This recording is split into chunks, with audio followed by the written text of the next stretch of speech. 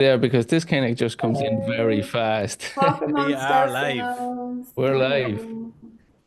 So, welcome everybody Hi. uh, Up, everybody. to our first live chat on That Term podcast. Hope everybody's doing well. We are from the both sides of America and Ireland tonight. We have Rob with us as well, Shep, Anne, and Paul. Everybody's doing good? Doing great, man. Good to see you. Good, good. So, Alive and So well. fun. I love this. Can we just do this all the time? Just hang out? Like, I miss everybody. This is the thing. I'm like, oh, hi. It's my Metallica people. Yeah, are you guys past like the post show or post tour blues yet? Or you're still getting through it? I'm looking ahead. I'm trying to think Yeah. about what's next. And, that's what's motivating me to work is, Yeah. I'm still, Exactly. just trying to make it happen. But, Yeah. I thought about it like after last year, it was it felt a little conclusive. I was like, I'm going home. I'm going to go live my life and I'm independent of that. This year, it was not the case. This year, it was like, okay, this is absolutely like part of me inside and out. And I want to do my best to live this and feel this as much as I can, because that is the difference that it makes to me. So. Oh, well, I mean, that's what it's all about, right? When you go all in on it and you like get really involved with like the community and just being, there. Everybody thinks we're nuts that we go to so many shows, right? But it's, it's beyond words, right? Like how amazing it's been. So, it's been a pleasure to see you guys out on the road and, see these guys out here in the future. We got something to look forward to. So it's been an amazing time to be alive and an amazing time to be a Metallica fan. That's for sure. yeah, it's been a blast this year meeting all you guys and hearing from on the ground information from the shows. So why not let's get into a few questions about the shows on the M72 tour in North America, which you guys all have attended. So I'm going to throw a question out and you can all answer individually. So which gig surprised you the most and why that you attended? Let's start with Paul. That's a tough one. All right, as you see me here with my big dumb look. We're waiting to see the hands up. Teacher, me, Yeah. please. Here, please. Yeah. So surprised me. That's hard to say because to some degree they're kind of kind of what to expect in a sense. But each show is totally different. Every weekend, every city, every experience, things happen. I mean, if you're asking on the musical level, I don't know. I'm one of those fans where it's all kind of very much the same, and I can't really pick little kind of musical differences and things like that. But for me, it's really more about the weekend. The highest level, like it's all at 100. Yeah. Right. It's always at 100, right? So it's like, is it 99 and a half this weekend versus last weekend? I don't know. But like overall, the whole weekend and the people and the vibe and the hangout, that's what just takes it over the top. I mean, I think the most, surprising thing was really that thing that we spoke about, Gavin, right? Yeah. Like you had somebody that was so gracious and being able to, share their +1 with me and have a meet and greet. And I mean, that's surprising, right? Like, I don't know, people don't have to do that, so you're surprised by how awesome people are. Yeah, no, definitely that came to mind straight away when I was writing that question down. I'm like, such an awesome thing for, I just can't remember her name. Bonnie, Bonnie. the angel of metal. Absolutely. It was your birthday, right, Paul? No, even Your better. It 50th was show. my 50th Metallica show. So. Nice. That's right. And she brought you in to meet and greet the band. That was awesome. But yeah, that definitely sprung to mind. Anne, anything come to mind? I mean, I agree. They all are magical for various reasons, and it's definitely the community. I would say that for Russell and me, probably the most surprising for us was Santa Clara because we only went to night 2 there. Normally when there's a no repeat weekend we would do both, but we had a Lamb of God commitment in San Diego on the Friday night, so That's right. I'm like, okay. So we flew up on the Sunday, or we flew up Saturday for the Sunday show. And I think it always helps when you go in with just sort of your standard, I never go in with low expectations, but just like, I know this is going to it'll be a show. It's going to be amazing, whatever. But then right before the show, I had a text from a friend of ours who is on the stage crew, and he was like, "Hey, I don't know if you'd be interested, but would you guys want a tour backstage?" And I was like, yes, please. That would be fantastic. Why not? You know? And so it was really sweet. He met Russell and me. But the idea being that literally he was just going to take us to the area, like not the dressing rooms, obviously, but, you know, he's going to take us to see the logistics. Because for Russell, my son, as a guitarist, like it really, I want him to see. It's not just, oh, a stage magically appears and there's all these lights that just happen. It's like there's a whole bunch of people and a lot that goes into it logistically. So he was going to show us the cameras, the lights, the, you know, all the thing, catering even. Yeah. And as we're walking down the hallway, to go and check all this stuff out, it was while Suicidal was on, which also happens to be when Mr. Hetfield goes out for his cigar to watch the openers. And he happened to, I know, he was in the hallway, and his girlfriend I've become like acquaintances with. And so it was like a recognition there. But then he also happened to be chatting with Tony Squindo and Wendy Squindo, like who have become really, like Tony's one of Russell's best friends in the world. So it was just very natural to be like, oh, hey. And it was one of those, so we met James. It was like the first time in person. I mean, we've met him many times, of course, when he's on stage, but to like actually go and chat with him for a little while. And it was so unexpected and so, how do I even describe it? I'm like normal. I was surprised. I think there's a lot of people who are like, oh my God, did you freak out? I'm like, no, because I think what it was like, oh, hello, you're a human. And this is just really cool. And I love your music. And then he ended up chatting with Squindo and Russell about tattoos. And all I remember very vividly was him explaining to Russell to be careful to never get a tattoo across your nipples because it hurts a lot. Like, excellent advice for my 11-year-old. I love this so much. It was amazing. But it was just, yeah. So it just shifted everything from that point onwards, every show that we went to. And so it was just like, hey, it's Jane. Like, I don't know, the band. And I'm sure, because I know Paul Shep, like we've all had these experiences, right? Where it's like, the more you interact with the band, it's like, oh, you guys are just really awesome people. Yeah, definitely. Another standout moment when I wrote that question was when Russell, of course, got up on the stage with Lars. Oh, sure. But that was last year. That was last year. Yeah. I mean, There's been a lot happened. That's so last season. What's become so cool, though, is that since that experience that Russell had, like, I think he's always, how do I say this? Like, very humbly, he just sort of feels like, yeah, those are my mates. Those are my friends. Like, hey, guys. And they recognize him, and they do. And Lars always comes over and like says, hey, what are you doing down here? Your seat's up here with me, you know, and kind of jokes around with them. And yeah, at the end of, it was, I think at the end of Denver. Yeah, it was at the end of one of the Denver shows. They were all, you know, up on the stage on that bridge where they all get together, and there's like the group shot of them at the end of every show. And Lars noticed Russell, and he goes, hey, it's Russell. And they all I think they all know him now. And I think that's what's so sweet, is they're like, hey, buddy, you know? Yeah, it's really sweet. Awesome. Shep, what about yourself? Any moments? I know there's been a lot too. Honestly, like one of my, I guess I'm going to use the word shock, but it really, now that I look at it in retrospect, it wasn't super, you know, insane in thought. This picture behind me from the office was taken in Virginia, at Virginia Tech in Blacksburg. And so that show, that audience was, of the crowds, honorable mention to Denver. Like Denver, we talked about it a lot when we were there. Denver sold the most tickets on Worldwide in 2017, which is part of the reason why they wanted to close there this year, was because it was a major market. And the Denver crowd was awesome. But the Blacksburg crowd, those people wanted it more than anybody. Like, I really think, like, between the Sandman, like, teaser during the Ecstasy of Gold, all the way, like, they were in it. They were in it for the openers. Like, they were singing along to ST. They were in it for Pantera.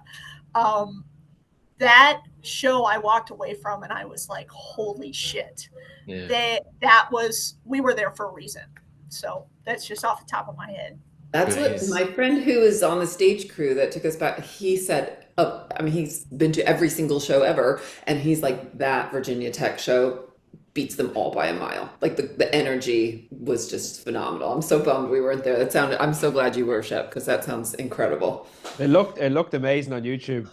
The professional footage of that gig, it definitely looked like the best one from the whole tour so far. Like it was unbelievable, the energy and the crowd interaction, just class. Yeah, and then didn't they was it the earthquake? The noise was felt the same. Yeah. Richter scale. Yeah, yeah. Yeah. Holy moly. Shaking the world, right? Uh-huh. That made for a good phone call the next day. My mom was like, "How was your show last night?" I was like, "Mom, we caused an earthquake." And she was like, "What?" You know, it was all right. And I was like, "Turn on ESPN," and she was like, "Oh my God, they're talking about you guys." And I was like, "Yes, Yes. we made it. We made it." So Awesome. So, what song hit hardest for you guys on this tour? Tough question. I'll tell you which one didn't. It was The Day That Never Comes. After I had seen The Day That Never Comes Yeah. 12 times, it was driving me up the wall. I heard it today grocery shopping though, and I felt like I could have fought like God. But for what it's worth, like in Denver, I was like, man, I really want No Leaf Clover right now, and they're not giving it to me. Oh, But yeah. anyways, Yeah. So what hit best then? I'll give you my experience, which is a little bit kind of off center. So in Denver, there was the Kirk event with the Gibson Kirk event at this place called Meow Wolf, which is they have multiple locations throughout the states. It's like an art gallery. There's different exhibits. Really, really cool place. If anybody has been, they know, or I really recommend you check it out wherever it is. They have one there in Denver and Vegas, but the Kirk event was in this really cool room, which they had the Squindle event prior. But then at the end of the Gibson Kirk thing, Rob came out to jam with him, right? So and then they called everybody to get up off the chairs and come up, right? Like a little mini thing, right? And I was right to center, right in front, like right on the stage.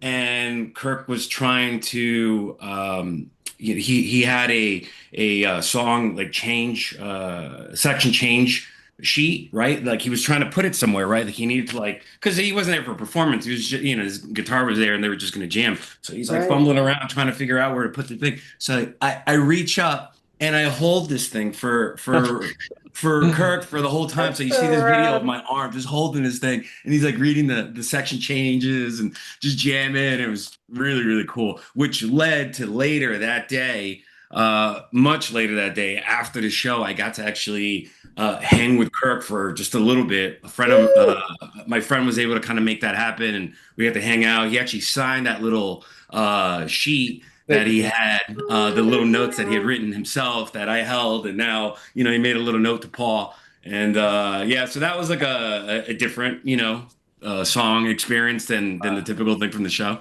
Awesome. That's awesome. Unbelievable. Yeah. That's so cool. That's such a personal, Yeah. like, Yeah. Oh, yeah. Absolutely. I think That's that makes amazing. it even more special than any like signing a record or anything, because it's like something he wrote to himself. Wow. It's kind of like even where he was staying, like on the thing on the stationery. Oh, awesome. And Yeah. it's really cool, man. Really cool. Not, one of one. Nobody else has this.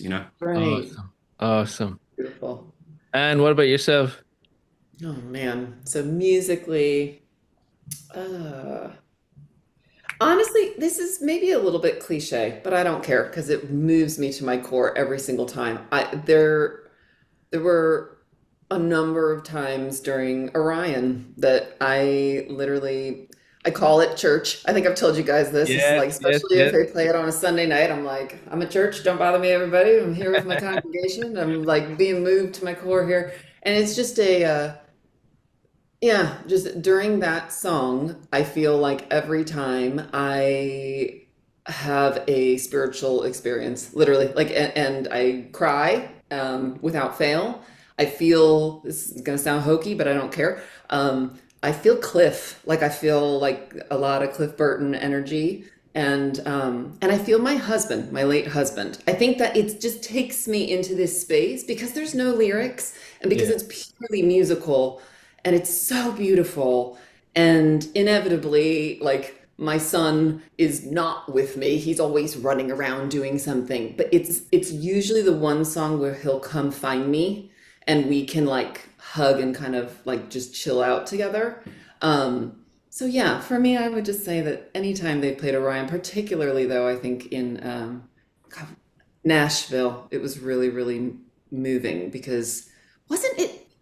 Oh God, I can't remember. Everything's blurring into one. I But know. Nashville was where we had a big Yep. rainstorm It's Yeah. wet and it was cold. and it was cold and it was like there was just something warming about it. I don't know. It was just a beautiful experience. Cool.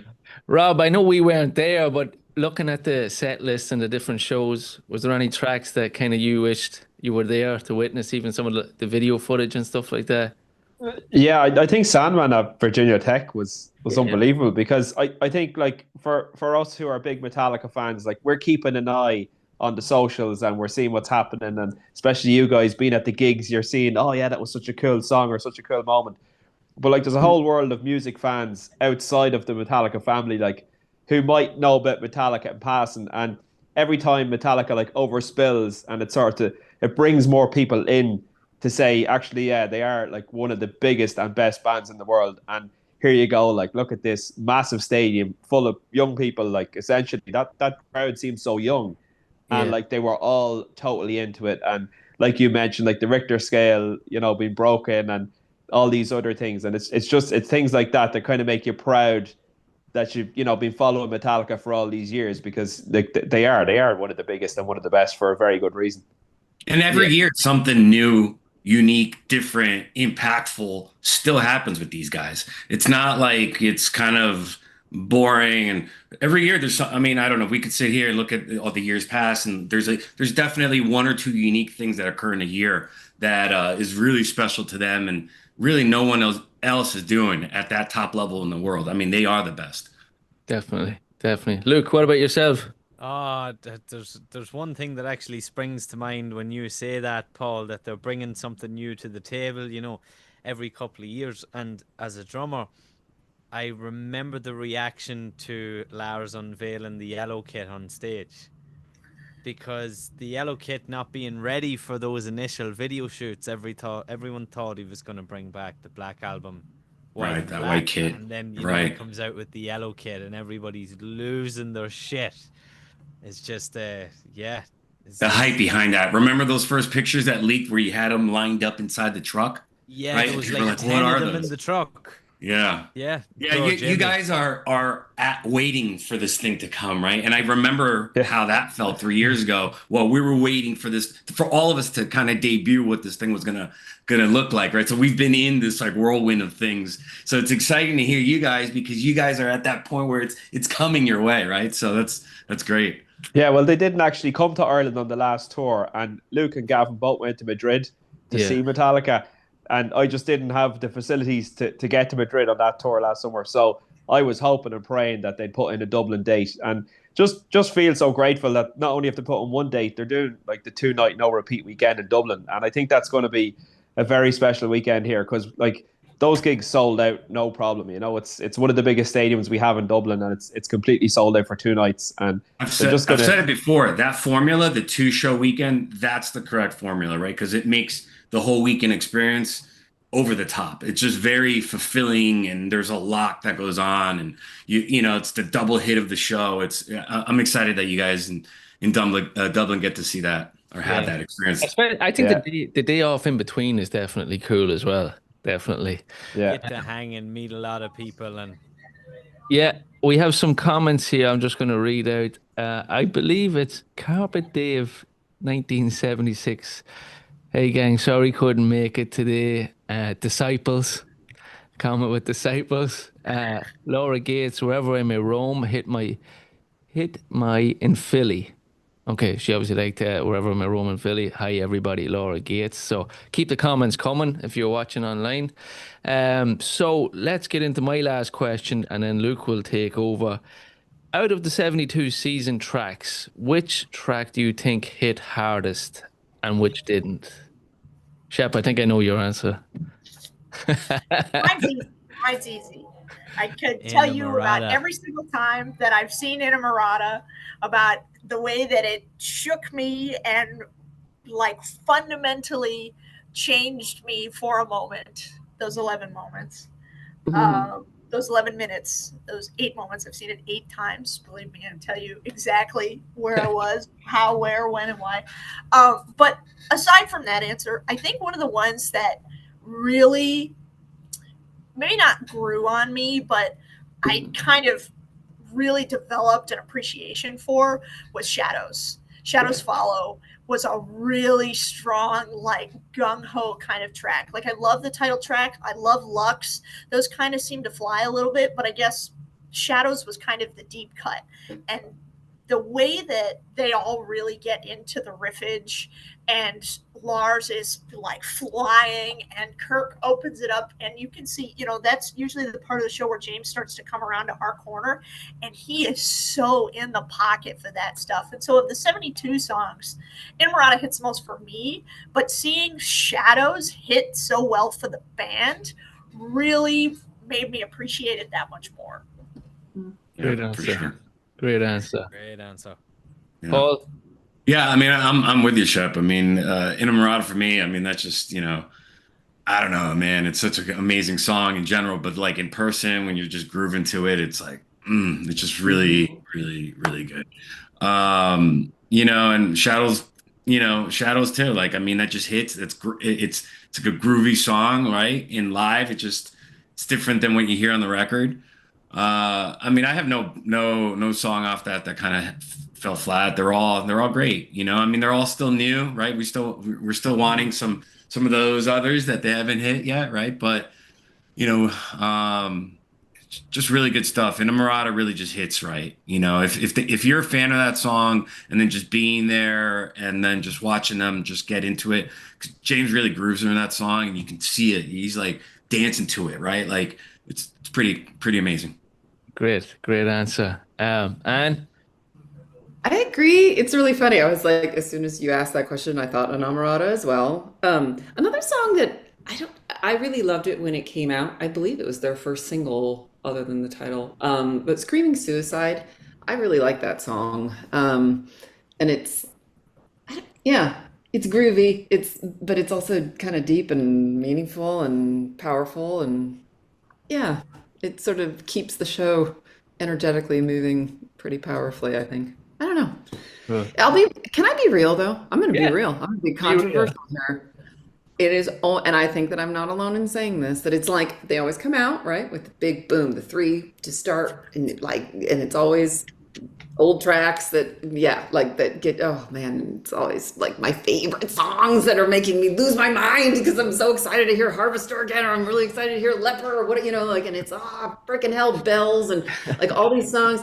And it's interesting because there is a period, and like I'm sure the band's aware of it too, that it's like because these songs are newer, it doesn't hit the crowd the same way. And so the energy sometimes with some of these 72 songs just kind of goes, it doesn't lower, I'm not going to say that, but it plateaus. There's like a plateau. And then usually it's around that time too that you have the doodle, Kirk and Rob do their doodle, which is also very controversial. I love the doodles. We could have a whole conversation about just the doodles because people complain constantly. I've actually talked, our really good friend Jamila, I'm going off on a tangent here, but I swear it's related.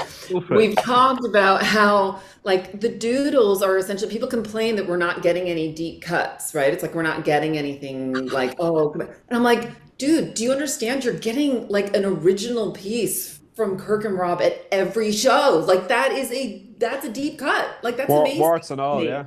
Yeah. I don't know. That's my own opinion on that one, but I know the doodles weren't for everybody, and some people kind of checked out mentally during them. Yeah. And then it kind of comes back with something like, they'll play Blackened or, whatever, and Fire with Fire, and it just sort of, I don't know. I would welcome your thoughts on that, but of all this, just take it back. About the doodles, I will say the doodles were imperative to my experience in a lot of my weekends, because that was kind of a goofy moment in the corner that we could all kind of like it's local fare. So like one of my favorite doodles was the ZZ Top in Texas. Yes. I loved that. That was like, I was having so much fun, and everybody who picked it up recognized it and loved it. And additionally, my favorite show of the tour personally was Toronto Night 2. I'm an up north kid. The Canadian show, the Canadian people, it all went right that night is what I like to say. But the doodle that night was my favorite Rush song, Villa Strangiato. And classic. that was like mind boggling. Like, and so we're in the middle of like, so they put that, it's after the 6th song, and that was a night 2. So that was probably right after Shadows. And it was bookended by, I think, Sanitarium. But right in the middle was my favorite Rush song. So everybody's kind of having a quiet moment, and I'm shaking my buddy, and I'm like, oh my God. That's a very large part of why I had such a great time at Toronto 2 was because they played my Rush song, which is a strange thing to say, but no, it's not. That's what it's about. Like, that's why I love them, because it was unique, and it made it like a local show in each place, and you get to hear them. I love that they would make mistakes. I love that it was like they became these like real jamming musicians in that moment, and I love it. Speaking of doodles, so I pulled it up. So this is the note sheet, right? So these are the different, section changes for that doodle that they played that night, right? So he put my name, he signed it on the bottom, and the doodles, right to this point, are the best part, right? Because you get to kind of see them out of the format, right? And just kind of be them, warts and all, which I think super fans like us, right? Like, we really appreciate that kind of stuff. I can maybe see how your casual fan that's just there on the upper deck, like they're just to, a party to the hits, kind of might be kind of turned down by that. But, for us, give me more doodle, Yeah, that's awesome. Rob, what about yourself? What do you like off 72 Seasons? I love it in Murata. I'd love to see that live in Dublin, and I think over the 2 nights we probably will see that at least. Maybe. So, and another one, If Darkness Has a Sun. So, as you know, Gavin, Luke, I'm a massive fan of the swing and the groove tracks, and that one really grooves. Got a great riff in it, and the drums are just so laid back on that one. So I love it. Love it. Great Vintage shit. Lars. Yeah. Luke, what about yourself? Rob is on the money. I have to agree with him. In a Murata, If Darkness Had a Sun, but one big heavy hitter, particularly for the bridge section, You Must Burn. That's the other one. That's it. When you see Hetfield up there playing that riff, he's got his hips grooving. Oh yeah, I've been right under that before. I'm like, ooh, keep it going. 2 of them, right before it goes back into Kirk's lead part, just did it. So good. it's so good. I hope that we get single note riff, just massive. That's one that stood out for me, Shep, isn't it? Yeah. I'm going to read out some comments, and then maybe we can move on to maybe the Villa show. Maybe Russell might want to talk about the Sure, I can go grab him. Yeah. So let me see who we got here. So Laura Gates is back. Too Far Gone was the one that hit me. I struggled with life for a year, and somehow this song helped me feel like I can do anything. The one that fell flat for me was Crown of Barbed Wire. Cool. Jamie Slay says, hi, best band ever. And then Howler34, am I the only one who is sick that ST not doing Dublin? What did the guys do? The support acts on the night? That is a great question. Thanks for that question. Support. What was the question? So who stood out support-wise? What bands really stood out for you? For me, Limp Bizkit. I mean, I think Limp Bizkit's been the best opener. I love Pantera. We've seen Pantera open now so many times, right? Like, I actually have a framed set list from seeing Pantera in 2001. So for a long time, I just had that one under my belt. Nice. But now with this, new, legacy, as they call it, or whatever it is, it's been amazing. But I tell you, Limp Bizkit and, and those boys, Fred and Wes, they know what they were doing. They know their role for these shows, right? As the opener, really hyping that crowd. So much so that, Wes came out dressed up as Papa Het, early 80s Papa Het, Ride the Lightning version. Really cool stuff, man. And us being, kind of all of the same age, we're of that kind of era when, those Limp Bizkit songs were really hitting, right? So they were a part of a chapter of our lives. And to have that come back now, it was just incredible. Best opener for me, for sure. Yeah, yeah. Shep or Anna, you want to say anything? 1 sec, I got the rig up right now. Oh yeah.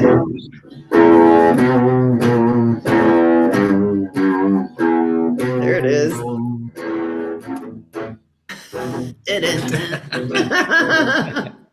Brilliant. Nice God, one, Shep. Shep. You got it going. Rock You're on. grooving, you're rocking over there.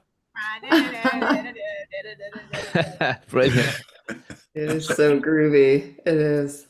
But yeah, I'm with you, Paul, when it comes to openers. Just Limp Bizkit completely blew my mind because I am a teenager of the 90s and literally it like just brought back so many. I'm like, holy shit, I can't remember.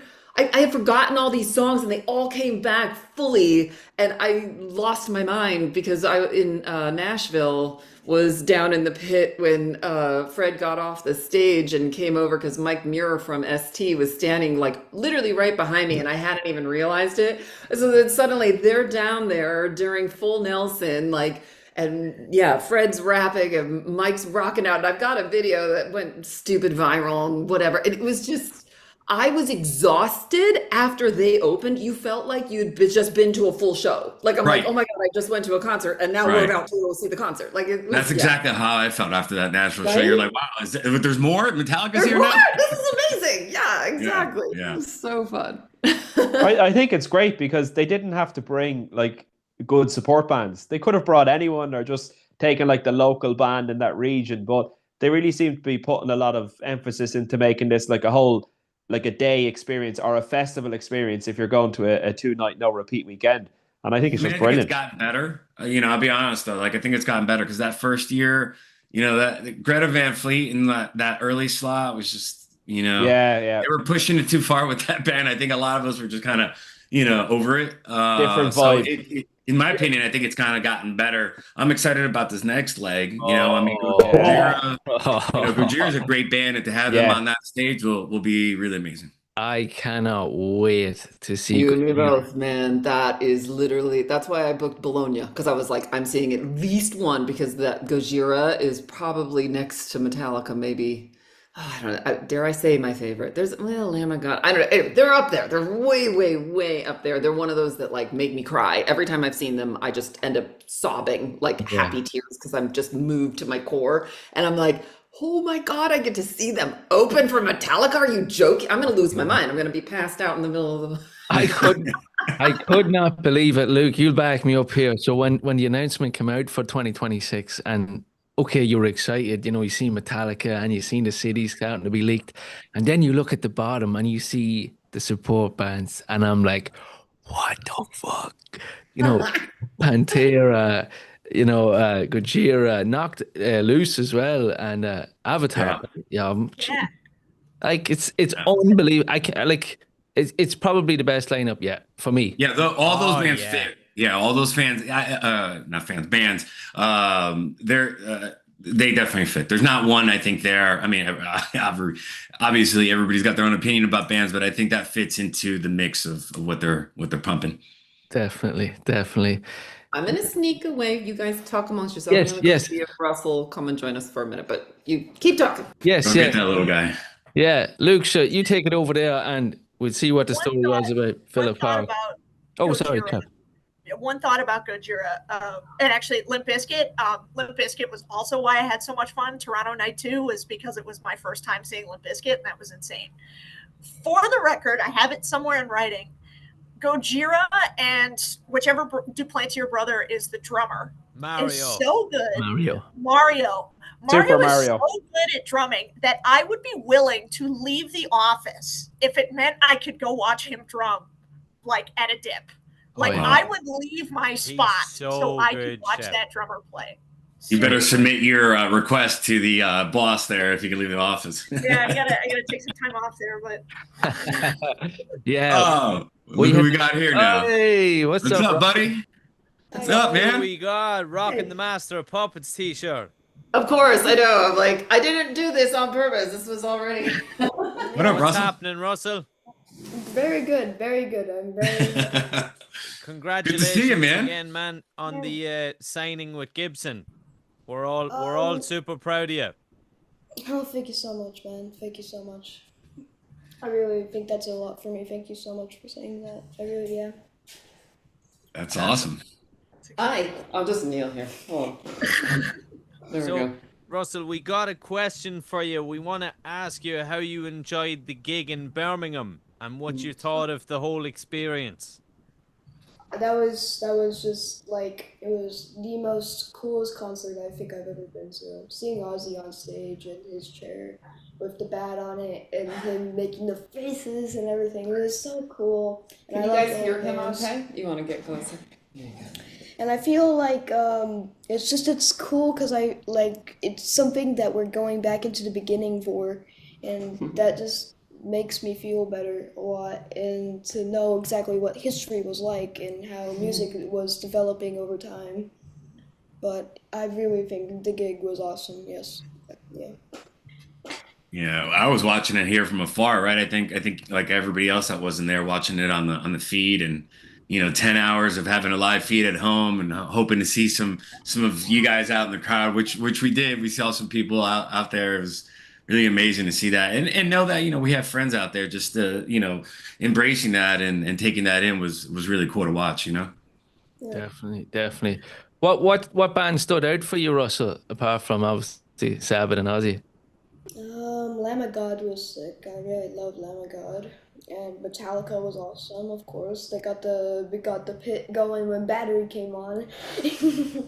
And yeah, it was really cool. And then we get to hear Alice in Chains. Alice in Chains were Yeah. awesome. Yeah, that moved Russell a lot. I feel like really Gavin love Man in the Box. It was really cool. Yeah. Great shout, Russell. Russell, I got to ask you, obviously, I know you're a guitar player. I play a Jackson Randy Rhoads. That's my pride and joy, is my RR. Ozzy was known to have some of the best guitar players. Obviously, Randy Rhoads, Jakey Lee. Are there any like Ozzy solo tracks that you love, like that are from his discography, that you think are really good guitar-wise?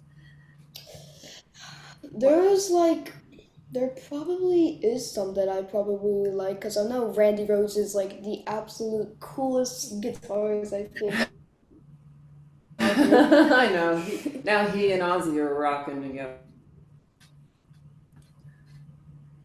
That's like, I really like a lot. My Little internet problem, maybe. The Blowing up a little bit. Handloom is very cool. I really like that song. With the bass. Yeah. I know you love Zach Wilde a lot. Don't you? Oh yeah, Zach is sick, and Pantera. Let me talk about Pantera. Oh, let's talk about Pantera. But other than that, I think Randy Rhoads, yeah, he was really cool. He was Awesome. amazing, and now he and Ozzy are rocking together in heaven, huh? Yeah. He's also a guitar player.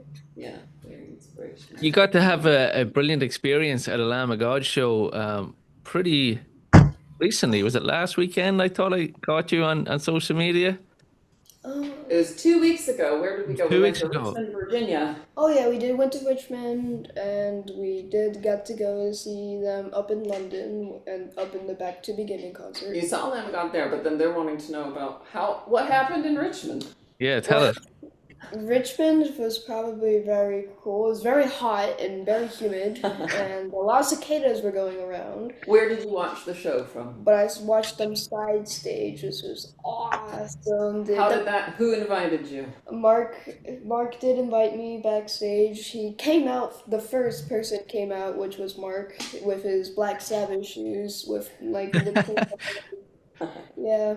It was really cool, and I'm just like, I don't know how to describe it. It was something that was like breathtaking, and I really loved the pyro. It was melting my face because of the other beats, and like I'm like, if I was in the pit right now, I'd be like drenching in sweat and like be covered in fake blood. Yeah, because Lar opened for them. Oh, yes, yes, yes. So you'd be covered in fake blood. That's true. You were grateful to be backstage and not covered in fake blood. Yeah.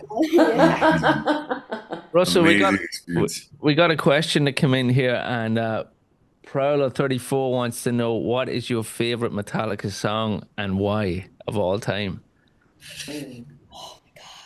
I've had this question. It's a tough one. My favorite. Your favorite today? My Yeah. favorite for today has to be. I really like Shortest Straw right now. Yeah. That's a really heavy song from Injustice. Of course, they got the Mesa amps. Those are awesome when they play them. And it's like this heavy distorted. I'm like, yes. But Brilliant. yeah. Russell, can you tell us about your experience at the Gibson garage? Oh my God. That. You can put it in a very short story. I could put it in a nutshell. Like, what's the yeah. nutshell? Yeah. Yeah. It was filled with guitars. Let me tell you that it was filled with guitars. Very nice people, and a lot of words saying Gibson and Epiphone. Yeah.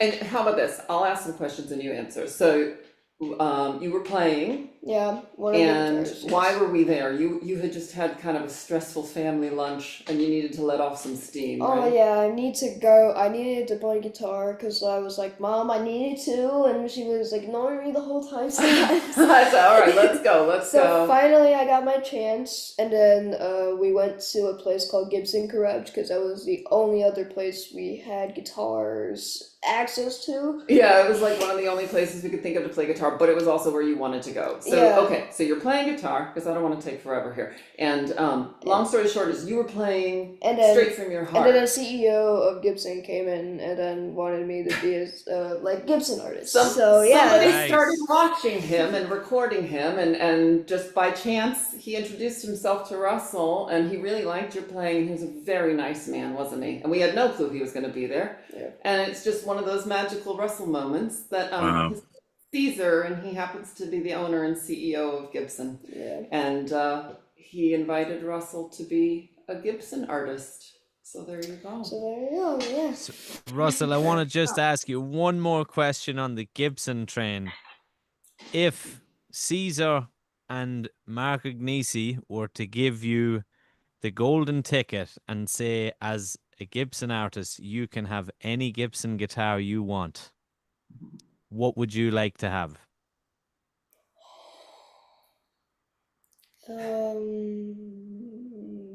Are you going Flying V or are you going Les Paul?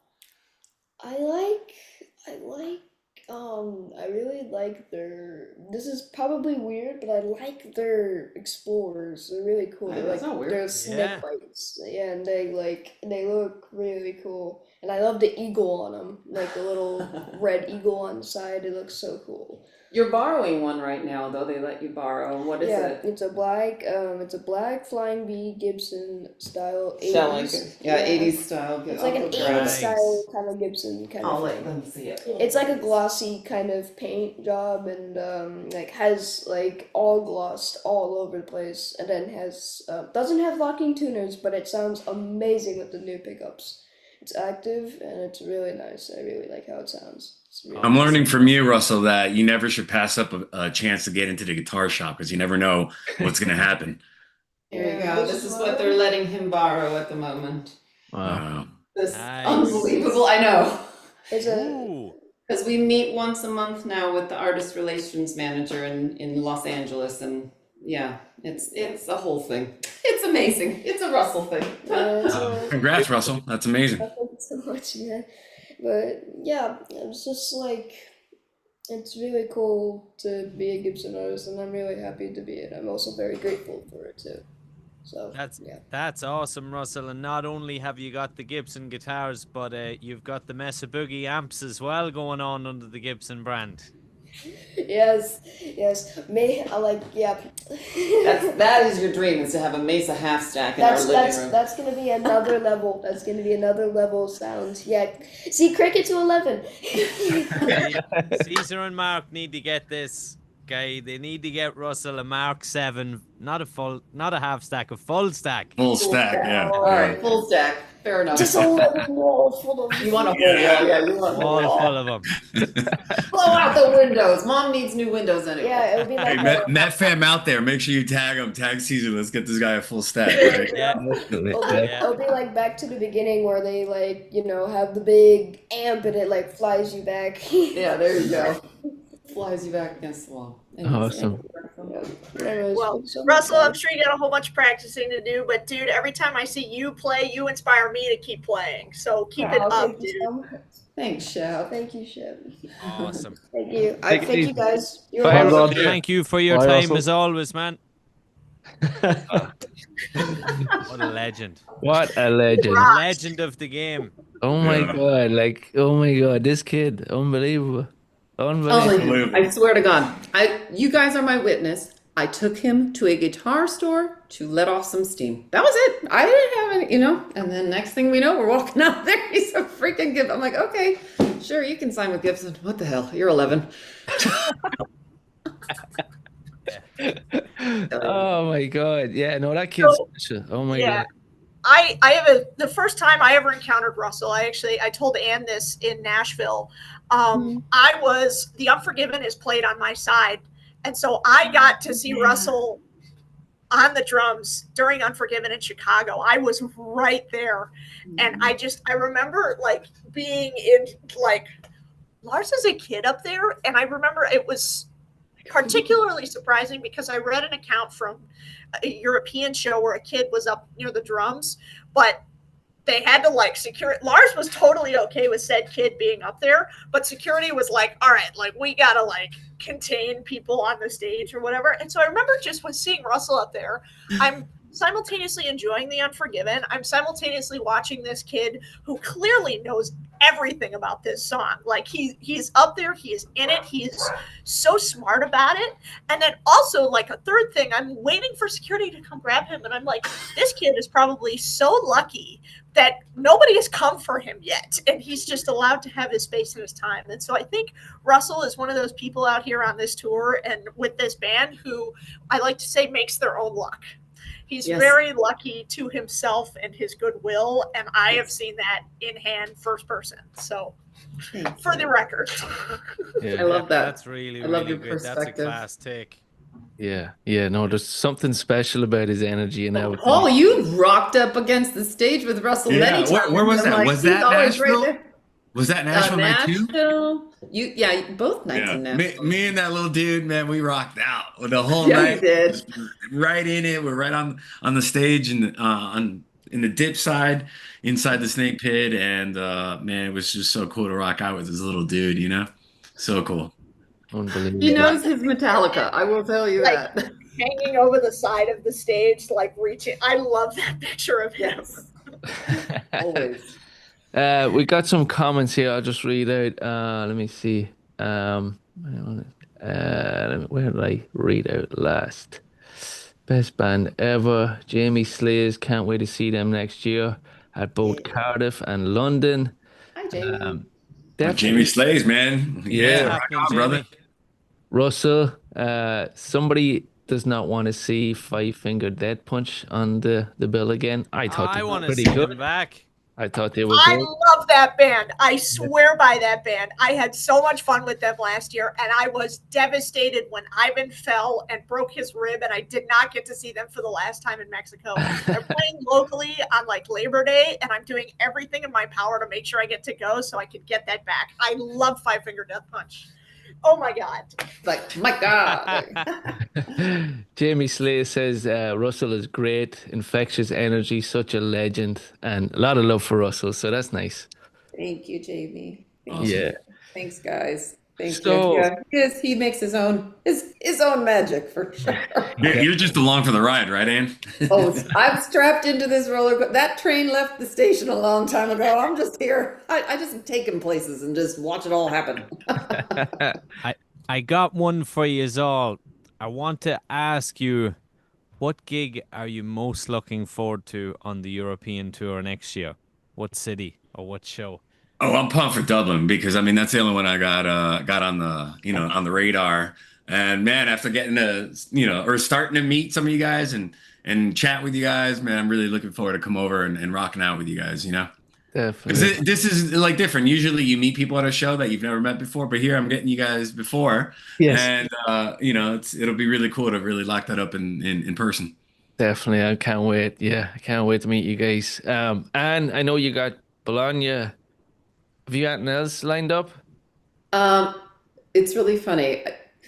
Not officially, but yet, like in my brain, I'm like, okay, I've booked Bologna, so I know I'm going to be in Europe. And it's like, how long can I stick around for? Because Budapest, I would very much Yeah. like to go to the following weekend. Um, yeah, it's literally going to be how much money can I make between now and then, and how much can I save? Is how much time can I afford to take off? Because if I could basically move to Europe for June into July, I would gladly like to do. And I want to come to Dublin. I want to see you guys, but we'll see. We'll see. Come We'll on, see. figure it out. You gotta come. Yeah, we look I know, after right? I we look honestly, after you in even if we Ireland. even if we come home and because when is Dublin? It's July, right? No, June June. 19th and 21st. Oh, I can do that. All right. We'll figure this She's out. in. Federal holidays, that's Juneteenth, so you have to take one less day off.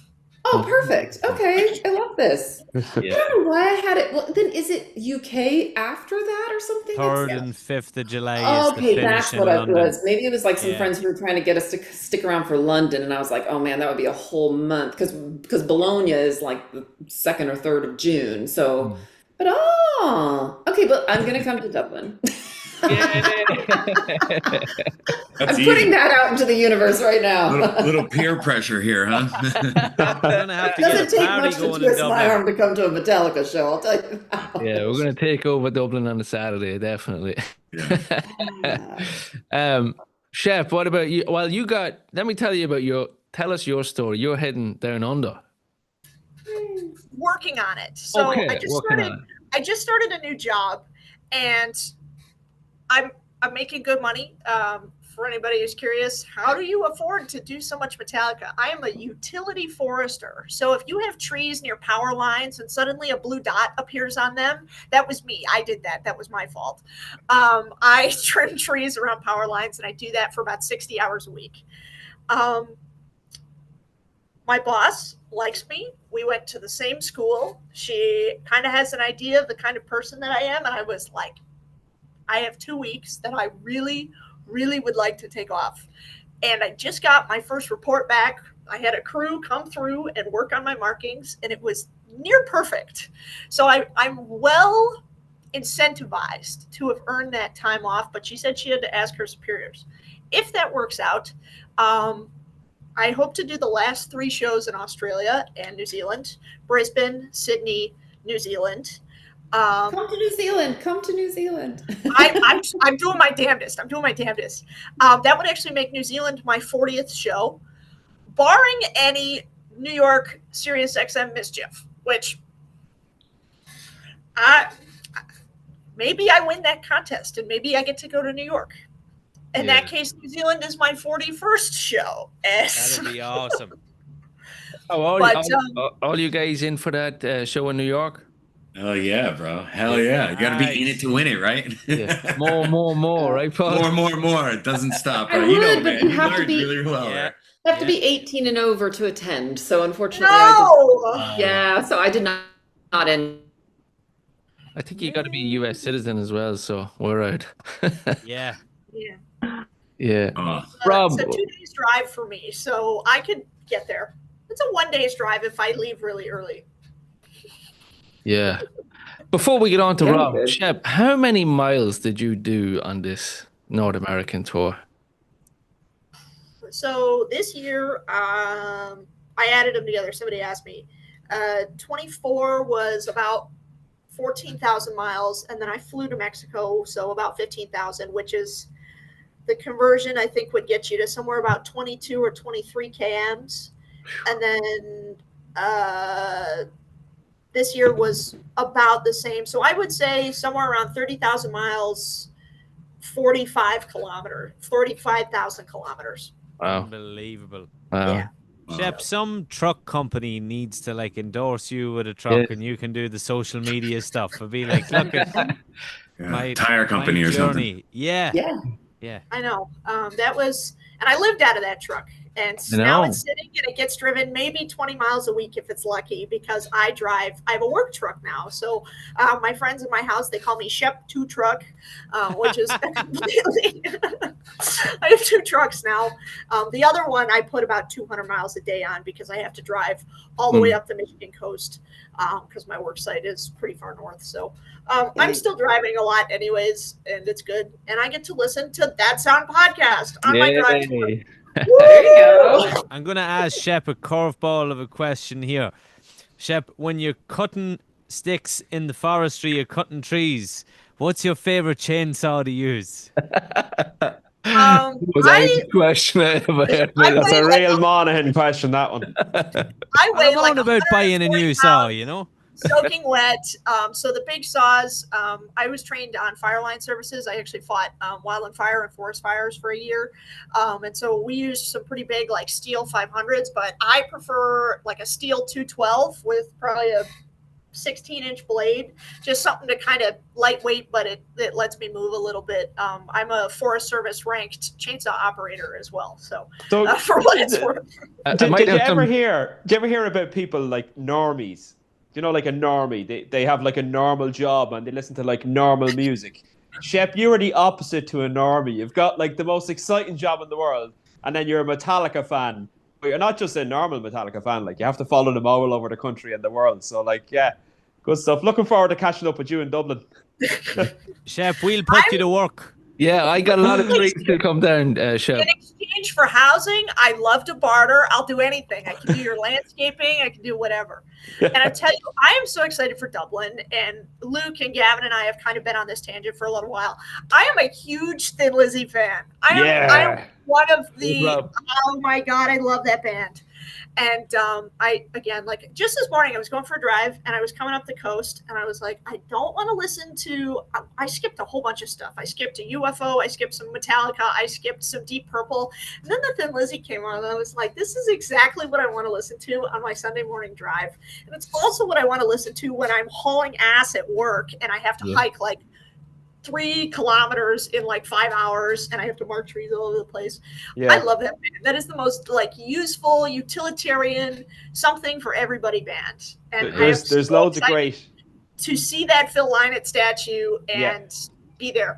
And there's actually a museum dedicated to Thin Lizzy and Phil in Temple Bar. It's really cool. My wife brought me to my 40th. We're going. We're going. It's deadly.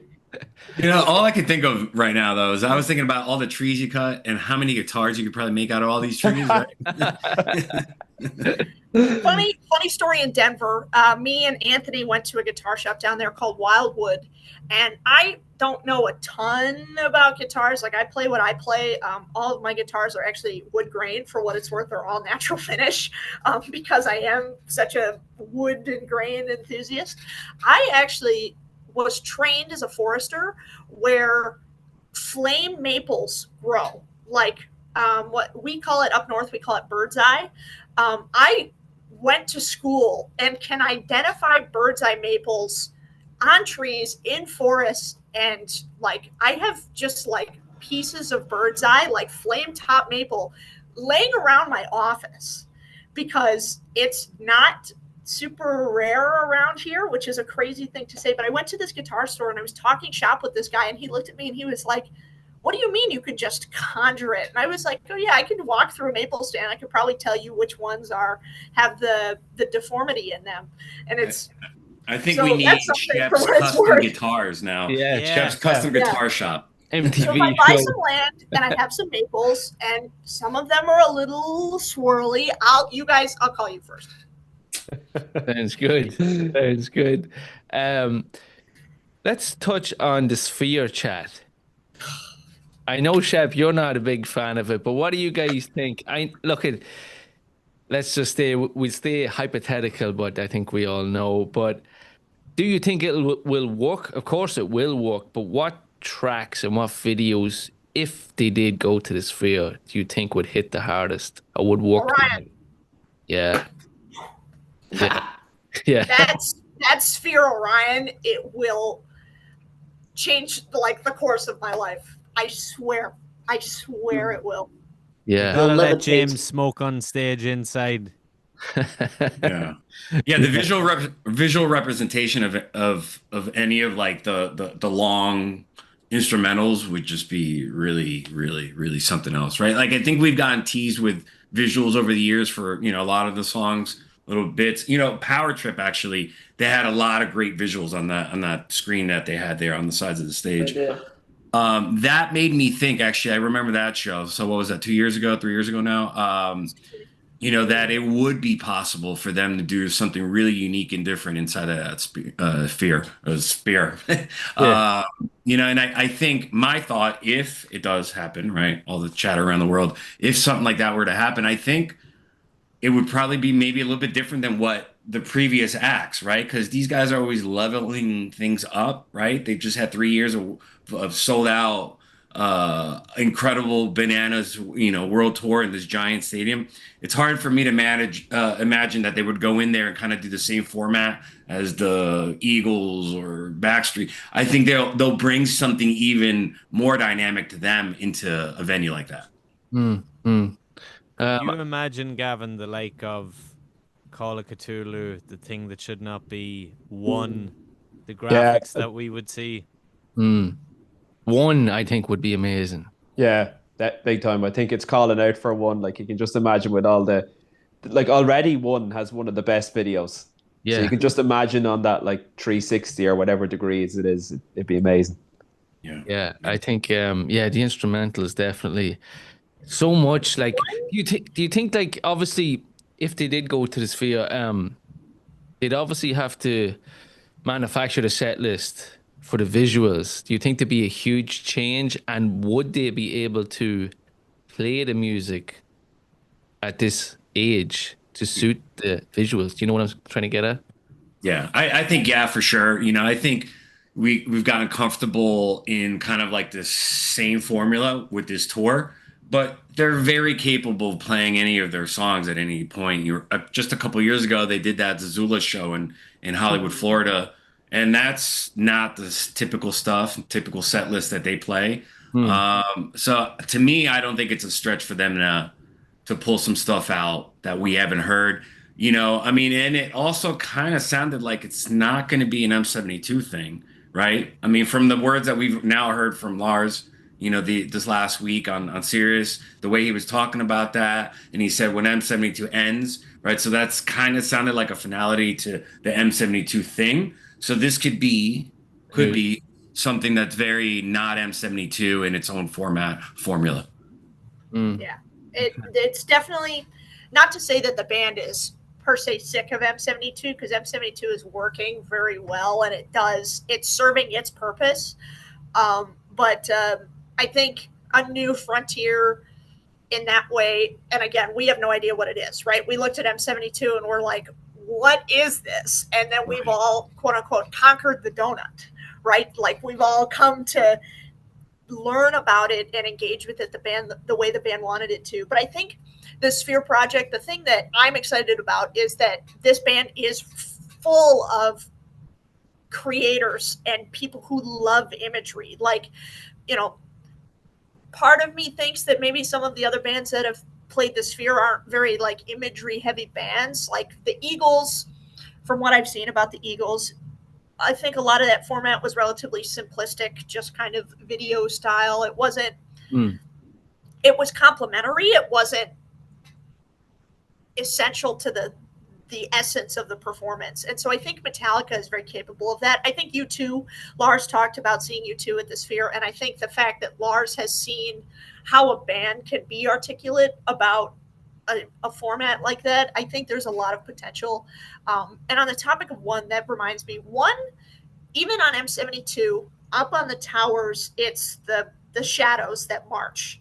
And they go around and there's the red, like the helicopter, the spotlights.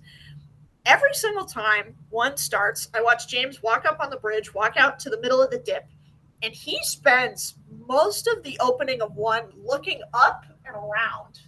Like, James loves the way that song looks, if that makes any sense. And so I think that, like, one is a great example of something that can be so much bigger. But two, a challenge about the Sphere, Metallica is about Metallica, right? Like, people don't go to Metallica to watch the light show. People go to Metallica to watch James 2 feet away from them, like, tearing it up. And it's a very, Sphere is kind of isolating from that. That stage is not that big, and the seating and the format kind of encourages people to not look at the band in a way that I'm kind of hesitant about. Like, when I go to a Metallica show, I want to see Lars dripping in sweat. I don't necessarily like want to look up at whatever's going on during For Whom the Bell Tolls. Like, I want to watch Rob and Kirk chase each other around. So to the 95 percentile of a market, that doesn't matter. People want to go to the Sphere because they want to see the screen and they want to see the spectacle. But as a diehard and as somebody who really appreciates the band as musicians and as performers, I think there might be limitations, at least in a way, to my experience. But that's just kind of a personal thought. So yeah, it's a very good call. They might actually go for something like a Through the Never movie experience, whereby you're going in to, like, witness this story. They tell a story through the gig, through the songs. That would be huge. Yeah, that would be great something that shout, could Rob. really work. Yeah, what do you think, Luke? Yeah, I don't actually know. I don't actually know what it would be like. I think the graphics would be insane. I do have to agree with Shep in saying that if it takes the eyes off actually watching the band and encourages people to watch the graphics, that would be a wee bit different. You really want to see all of them get into it. A lot of it is focusing on the band. I know for me anyway, watching the energy of all of them working together, especially when we talk to some of those 72 season songs. But like Harvester, always strikes me as James just really getting into his own groove. Lars, the rest of them, they're all feeding off the energy of the crowd, feeding off each other's energy. We've seen that awesome video of King Nothing on the North American leg, where they're all sort of giving each other the eyes during Kirk's big what should I say, sustain on the way in, and just starting it off and setting off the party. So I don't know, it'd be interesting, but knowing Metallica being as good as they are and being pure visionaries, it would be a force to be reckoned with. It would be historical for sure. It wouldn't be like anything else that was done previous. Yeah, That's where I'm at. It's so funny. I'm like, yes, please do it, because I want to see what the heck you guys would do with it. Like, honestly, because it won't be the Eagles. This is going to be Metallica, and whatever the hell they bring, it'll surprise us. I don't know. If you had told me back in the 90s that we'd be having even what looks like, M72 right now, and the donut stage and all the, we'd be like, no, that's not, I don't know. Every tour has been a surprise since the jump, right? I mean, since the 90s for me, with that stage falling apart, that dude burning up, remember that? Like, that was a thing then. And there was so much conversation on what this M72 was, like the rumors, how could this be, this donut, the sound's gonna suck. But I mean, look, a lot of people have individual experiences, but I've talked to a lot of people these 3 years, and overall, whether you're on the floor, in the middle of the donut, or even up top in the 300 section, you're in this planet, right? This planet of Metallica, in this experience. And now imagine if you're in a venue that actually is a planet. Now we can go to like another world while they're performing these songs. That's what's really exciting for me about it. It'd be cool too. I feel like I'd be curious what they would do with the set list at the Sphere, because I look at just even what they played it back to the beginning, and there wasn't anything off M72 that they played there. So, right? No, it was all like it was all old stuff. It was all Kill Rider. And that's where I feel like they would take it, if I'm honest. Like, I don't know. That's the vibe I'm getting. It might be that is like all the things that those of us who are diehards have wanted, like, give me the deep cuts or what. Maybe that's what, I don't know. It's just so fun. It's like Yeah. possibilities. I think whatever they do is definitely going to be unique, and they're not going to follow suit like the other bands. They're going to do a twist on it, you know? Always.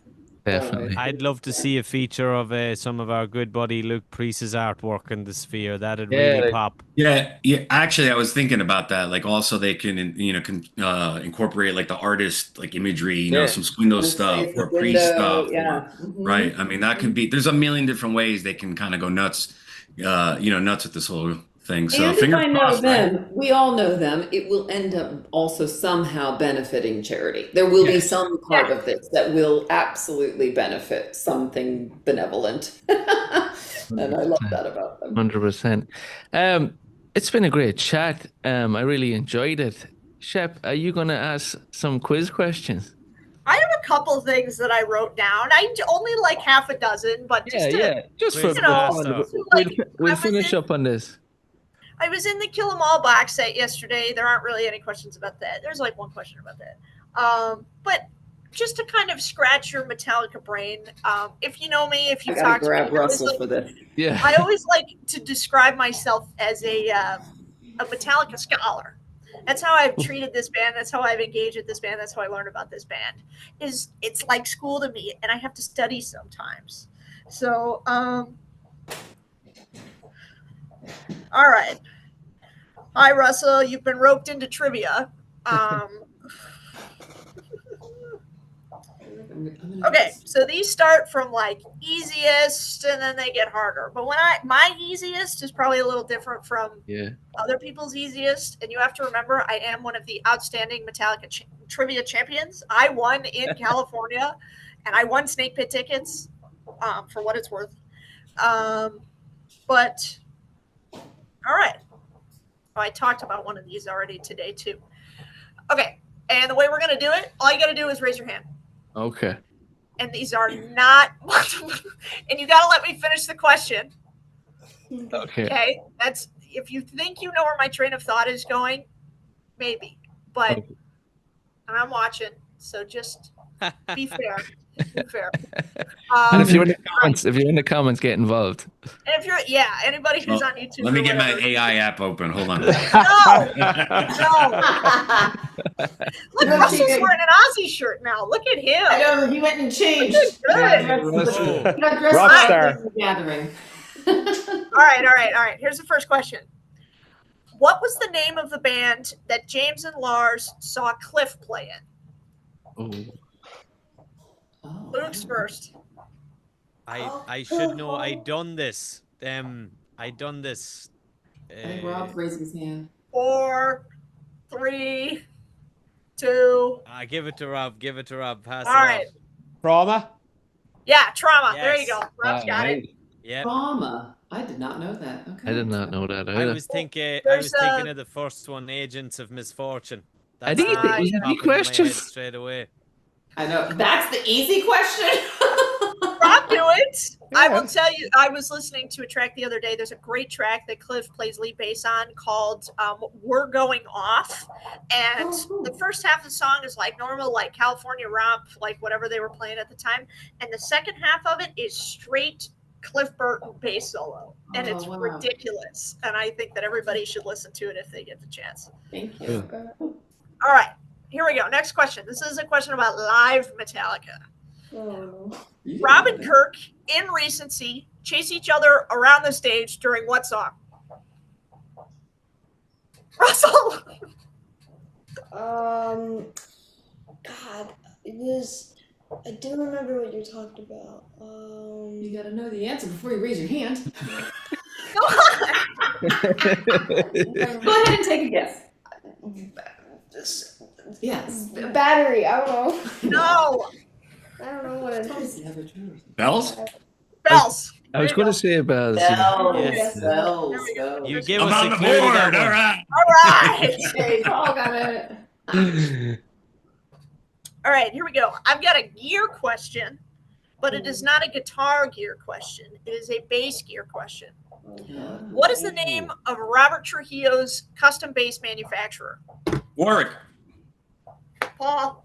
Paul got it. Nice. War Yeah. bases. One for Paul. And 0 for All right, Paul. I got 3 more. So I have a title of a working track from Hardwired. Who's familiar with their Hardwired working tracks or working titles? Oh, got it. Anybody remember what song on Hardwired in production was known as RL72? I should know this from the making of Hardwire. I'm gonna have a guess. Oh, Oh, Rob was up first. Atlas Rise. Nope. That is NWO BHM, New Wave of British Heavy Metal. Heavy metal. Okay.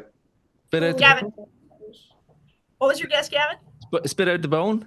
Nope. Spit Out the Bone was Chi-Town. Oof. Luke I'm or gonna Russell? go with one of my favorites, Confusion. British? I don't know. I don't know. Confusion? I don't know if had a working title. Muff? Russell? No? Oh my God. It's Revenge. Here Comes Revenge. Oh, Was nice. RL72. I was gonna say Now That We're Dead. Okay, well I would have been. Okay. I don't even know Now That We're Dead is Tin Shot. Now That We're Dead is Tin Shot. Okay. You're hurting our Metallica credit here, you know? Oh Yeah, my this God. is not good. No. What this is doing is showing just how legit Shep There's is. people watching this. They're like, Yeah. anything. Yeah, Go we're back gonna to edit easy. this out. Yeah. What kind of fans are they? Oh my God. It's so easy. Oh. God. Bring Well, on I all feel the like gatekeepers. They show them and they flash them in the making of Hardwired. If you've ever seen those videos, I guess maybe I see those more than other people do. I love those videos where they just sit in the studio and just shoot it all day. But anyways, all right. Here's another one. Here we go. In 2007, Metallica covered a Dire Straits song at the Bridge School benefit. Can you name it? Rob? Money for Nothing. No! Luke? Brothers in Arms. Yes, there we go. Yes. All right. That's a great one. Really cool acoustic cover. I don't know anything about Dire Straits for the most part, but I think that's a really cool cover. And I think the Bridge School is a great cross-section of a lot of cool stuff that the band has done. Great question, Shep, too. Yeah. All right, last one. In 2018, Metallica launched the Enter Night beer. Russell, you probably don't know this, but your mom might, because your mom I know is in the wine industry, and I know there's a couple beverage enthusiasts around. What was the name of the brewery that produced that drink? And Stone Brewing. Stone Brewery. There you go. Winner. All right. I only know it because I'm a food photographer and I got to photograph that beer. Ah, Nice. awesome. So I picked. That was very reminiscent of the type of trivia that we got in California. It was we did our best to assemble a team that was really diverse. So like I had a lot of stuff that I knew kind of, like set list technicalities or like live stuff. I had a buddy of mine who learned basically all of his Metallica through Guitar Hero. And so he knew a lot about like production and like that era of Metallica, like 2000s, 2010s. One of my other buddies, Anthony, he was in the military. And so he knew a lot of like historical. One of the questions was, don't tread on me. What is the origin of the snake that's on the flag, which is the Gadsden flag? Oh, Gavin, yep. I could have got 1 point. We got that one. But we already got that one. And then there was like one about like cover songs, and my buddy like knew about like a whole bunch of stuff like that. And so that was how we won. We didn't win because I knew everything. We knew because we won because everybody knew a little bit of everything. A little bit of something. Yeah. Here, that was Russell wanted to ask a question. Can he ask a trivia question? Oh, yeah. Yes. okay. When was when Cliff was alive? When was Seek and Destroy recorded at? Oh, When? Like Seek and Destroy recorded at, like, where was it? Where was it? Yeah. Rochester, New York. Yeah. I think Paul. Rob or Paul. Yeah, Rochester, New York, for sure. Paul jumped in ahead of me, so Alright. I'll give it to you, Paul. I think you Recorded. won anyway, Paul, didn't you? Yeah. We'll take a half point on that, 2.5. There you go. Right. Okay. Fair enough. Paul's topped the board. So for What the do I next win? meeting, Paul's the leader. A high five the next time I see you, Paul. Pint of Guinness in Dublin. So that means, Paul, Yes. Paul, Pint. yeah, that means on our next monthly hang, you're the quiz master. You have to ask. Yeah, there you go. You win being the quiz master. Ha ha. All right, well, I'll see what I can Pints do. of Guinness for Paul. We all owe Paul a pint. Yes, definitely, definitely. So yeah, look at maybe next month we can do a new hang. We can maybe pick some topics if you guys are up for it, and keep the Metallica content coming once a month. We'll do a. And we might pick up some strays. There were some other people that Yes, of wrote course. into Yeah, this. yeah. There's a lot more people looking to come on. So I enjoyed this. A big thank you for everybody. Paul, I know you got to go. You got to head off soon. So Russell and Anne, big thank you too. Russell, you got something? Thank you so much. No, he just wanted. He was like, I thank you. need to go. No, Rob, thanks again for coming on. Shep, Luke, it's been a blast. So yeah, let's do it again. Thanks, guys. Good Thank to see you. everybody. Thanks, And good everyone. luck on the contest coming up. Yes. Best of luck. Yes, good everybody. luck.